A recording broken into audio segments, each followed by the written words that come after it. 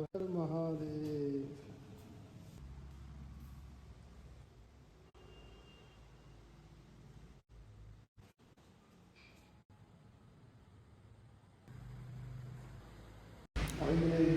তো ফাইনালি বাবার কাছে চলে এলাম, বোলপুরের শিব মন্দির অর্থাৎ কেদারনাথের আদলে বানানো যে মন্দিরটা সেটা। হর হর মহাদেব। ক্যামেরা ধরার কেউ ছিল না, তাই ক্যামেরাটা নিচে রেখে প্রণামটা সেরে নিলাম।